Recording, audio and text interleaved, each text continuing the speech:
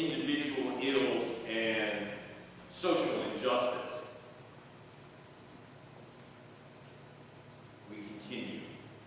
He says, "Today the scripture has been fulfilled in your hearing. All spoke well of him and were amazed at the gracious words that came from his mouth. They said, 'Is this not Joseph's son?' He said to them, 'Doubtless you will quote to me the proverb, "Doctor, cure yourself." And you will say, "Do here also in your hometown the things we have heard you did at Capernaum." And he said, "Truly I tell you, no prophet is accepted in the prophet's hometown. But the truth is, there were many widows in Israel in the time of Elijah, when the heavens were shut up 3 years and 6 months, and there was severe famine over all the land. Yet Elijah was sent to none of them, except to a widow in Zarephath in Sidon. There were also many lepers in Israel at the time of the prophet Elisha. None of them was cleansed, except Naaman, the Syrian. When they heard this, all in the synagogue were filled with rage. They got up, drove Jesus out of town, and led Jesus to the brow of the hill on which their town was built, so they might hurl him off the cliff. But he passed through the midst of them and went on his way. Readings here. This morning I want to refer to Psalm 71. You have the wonderful hymn with its text by Dr. Kerr.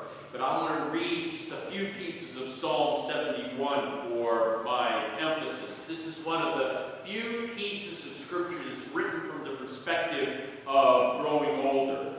And so it says, "Be to me a rock of refuge, a strong fortress to save me. For you are my hope, my trust from my youth. Upon you I have leaned from my birth." But it also continues in verse 9. "Do not cast me off in the time of old age. Do not forsake me when my strength is spent. Be not far from me, my God, make haste to help me. From my youth you have taught me, and still I proclaim your wondrous deeds. So even in old age, gray hair, O God, do not forsake me until I proclaim your might to all the generations to come. You have done great things. Who is like you? I have seen many troubles and calamities, and you revive me again. In the depths of the earth you will bring me up again. You will increase my honor and comfort me once again." I want to do something a little bit different this morning. I want to emphasize the words of Psalm 71, but emphasize aging, as it's one of the few passages, as I said, that deals explicitly with growing older. I'll begin with first a quote from the Presbyterian writer Anne Lamott. "It's funny. I always imagined when I was a kid that adults had some kind of inner toolbox full of shiny tools. The saw of discernment, the hammer of wisdom, the sandpaper of patience. But when I grew up, I found out that life handed you rusty, bent old tools. Friendship, prayer, conscience, honesty. And life said, 'Do the best you can with these, dear. They will have to do.' But mostly, against all the odds, they do." Not long ago, I was saddened to see one of my great professors, Donald Capps from Princeton, die. He either had a heart attack or a stroke, and his foot slammed on the accelerator, and his car rammed into a wall, and he lived a few short days and passed away. He was a wonderful writer and one of the best leaders of groups it has ever been my pleasure or experience to see. And one of the things I so admired of him was that he was a dedicated student of psychology and dedicated to applying psychology to the wisdom we find in the Bible and the general Christian tradition.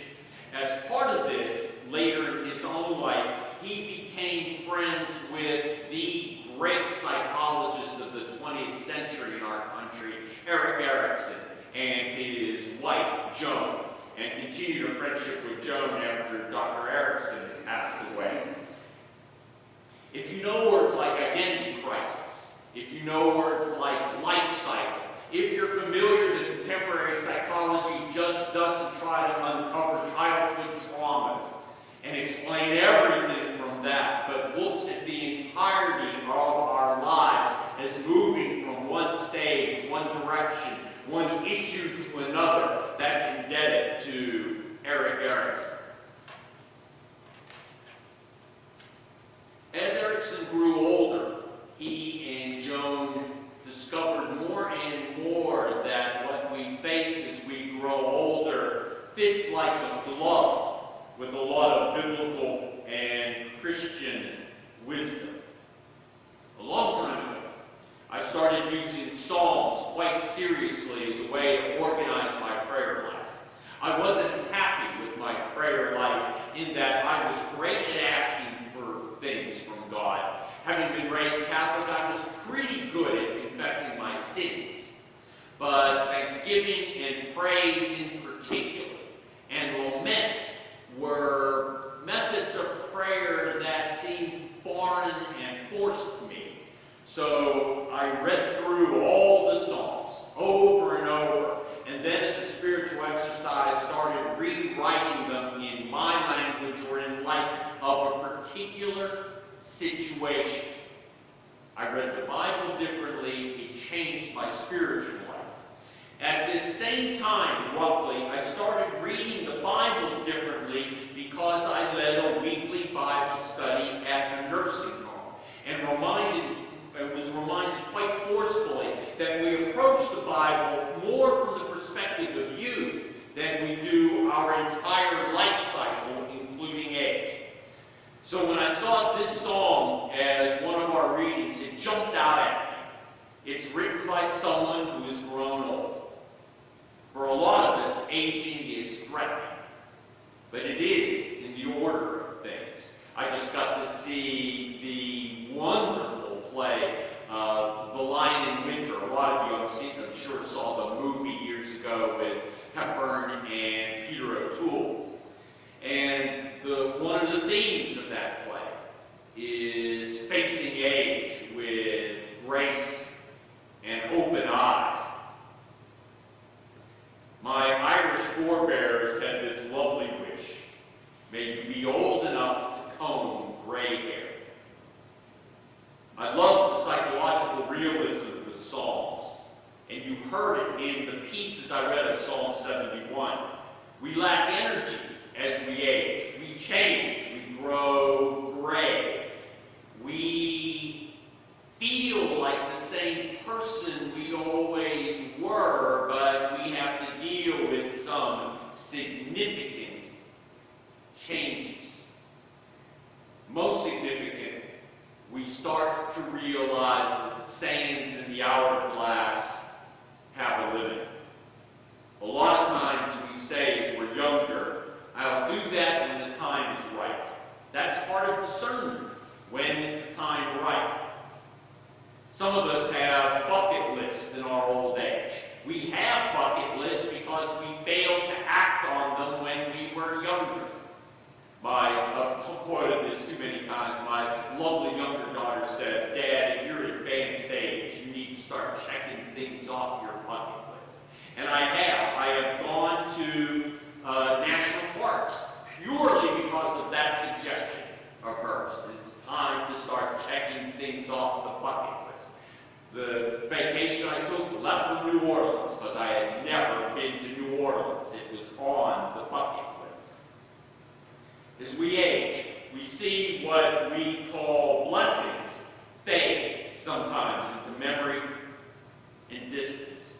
Erikson said that age is the ultimate tension where we face both despair with the sense of what he called integrity, what Paul called a sense of completeness, a sense that I can continue to trust in life even as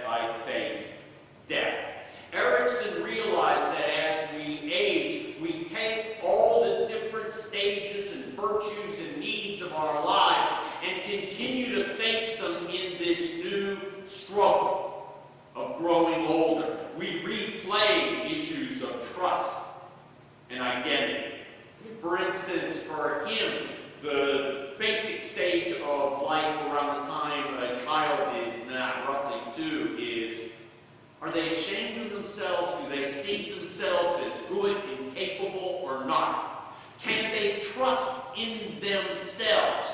They're learning control over their own body. They're building a sense of will or doubt on its other side. But in old age, we're experiencing the opposite of that. We're seeing our body deteriorate, not grow stronger. Can we learn to accept it and ourselves in this new form? This is going to be a particular moment for my generation, the baby boomers, the ones who said, hope I die before I get old. The ones who said, don't trust anybody over 30. The ones who are determined to look as youthful as possible now into their 60s.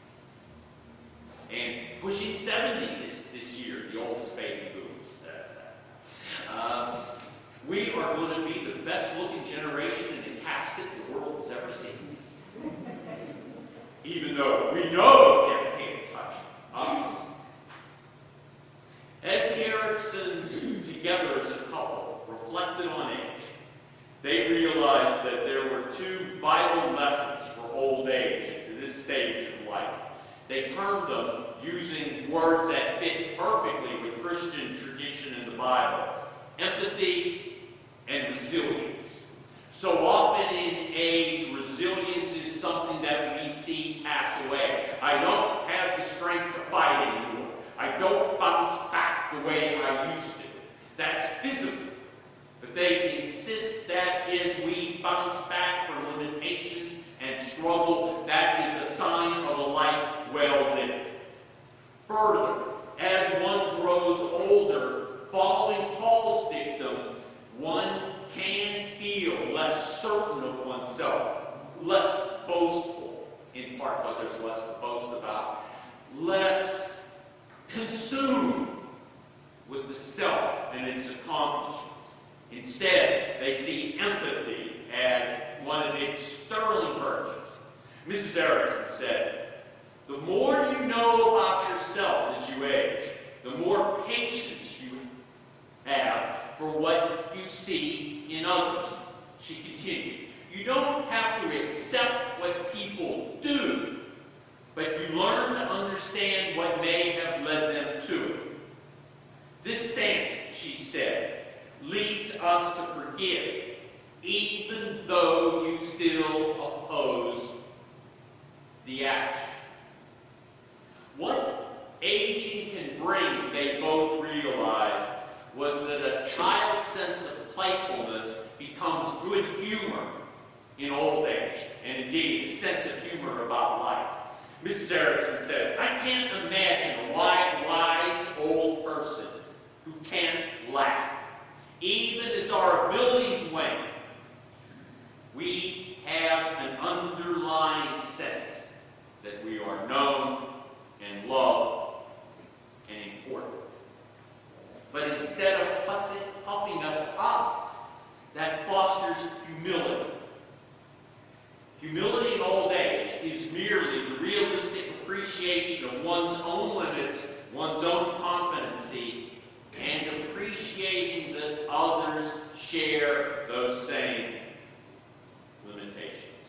At our final stage in life, love means taking the form of coming to terms with love expressed and unexpressed during one's entire life. Part of wisdom is understanding that relationships are difficult. They require constant attention.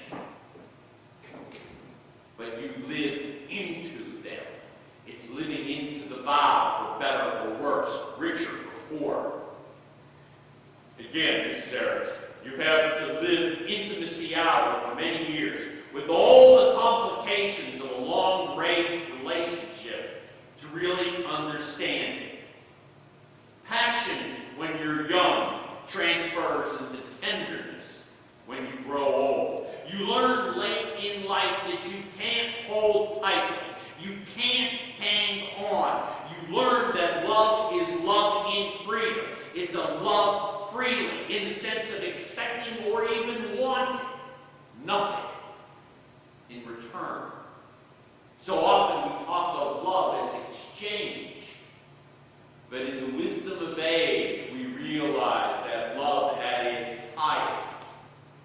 is a free pouring out and giving of oneself. It's no accident that almost everybody I know says they're a better grandparent than they are a parent. They've learned to love better. We learn, if we're smart, to take care, to listen, and to allow to be passed on to the next generation what those who have grown older have contributed, seen, and hope to see in their lifetime. They see that love itself is more complicated than a feeling. They use the old Latin word caritas, the word for charity. As we grow older, we are more, not less concerned for caring for others because we ourselves often need more care. When I did that Bible study in a nursing home years and years ago, I noticed that one of the things I had to urge people to do is be careful with their contributions. They would watch all these crime needs on TV, and they'd want to write out a check, even though they couldn't afford it. Their hearts went out to suffering. The other word for love the Ericksons adopted is straight from the Bible, agape, love, often translated as self-giving love. They translated it as empathy, being able to feel for another, to put yourself in another person's shoes. Instead of insisting on our own ways, Paul warns us.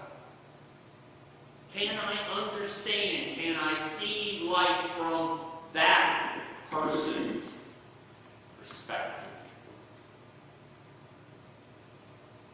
When integrity battles despair, wisdom means that we can look back at our lives and see what life offered us